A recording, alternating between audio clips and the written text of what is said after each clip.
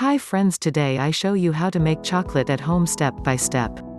Step number 1, measure out your ingredients. For this recipe, you'll need 1 cup 100 grams of cocoa powder, 1/2 cup 120 milliliters of coconut oil, 4 tablespoons 59 milliliters of honey, and 1/2 tablespoon 7.4 milliliters of vanilla extract. Use a series of measuring cups to portion out each ingredient in a small cup or bowl. 1. Measuring your ingredients in advance will make the cooking process more efficient once it comes time to put it all together.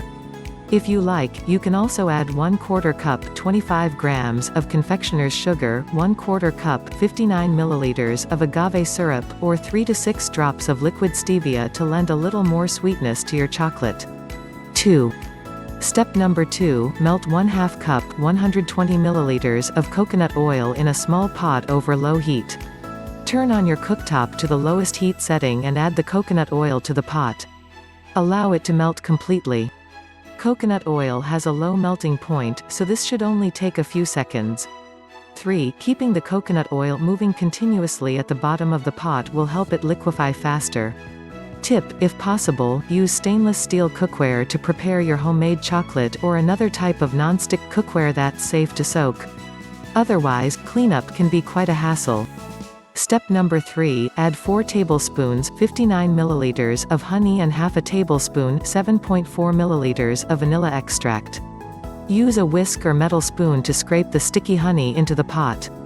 Then, drizzle in the vanilla.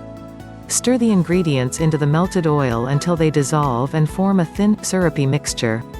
4. Be sure to keep your cooktop on a low heat setting. If the oil gets too hot, it could scorch the sugars in the honey and spoil the flavor of the finished chocolate. If you wish to add any other sweeteners, such as confectioner's sugar or stevia, do it at the same time that you add the honey and vanilla.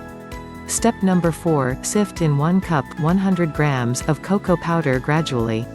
Rather than dumping all of the cocoa powder in at once, add it a little at a time. As you do, keep your whisk or spoon moving to help distribute the cocoa powder evenly throughout the mixture. 5. You'll have an easier time mixing the cocoa into your other ingredients with a whisk than you would with a spoon or spatula. Step number 5, take the chocolate off of the heat and continue stirring it as it thickens. You'll know your chocolate is done when the chocolate takes on a smooth, dark color and the surface becomes slightly glossy. At this point, it just needs to be left to harden. 6. Removing the pot from the hot cooktop will prevent the chocolate from burning. Step number 6, transfer the warm chocolate to a non-stick surface to cool. Carefully pour the chocolate out of the pot and onto a flexible non-stick baking mat or cookie sheet lined with parchment paper. Use a spatula to spread the chocolate about 1/2 inch 1.3 centimeters thick. 7. You can also pour your chocolate into a decorative candy mold to create bite-sized treats with fun shapes. Avoid adding your chocolate to any non-stick type of container, or those treated with a commercial cooking spray. This usually won't be enough to keep it from sticking. Step number 7, refrigerate your chocolate for 1 hour before enjoying it. Once it's fully set, it will be firm enough to break into pieces or remove from the mold. Enjoy. 8. Store your finished chocolate in the refrigerator, or simply keep it in a covered container on your countertop for easy access. Most types of dark chocolate have a shelf life of about 2 years.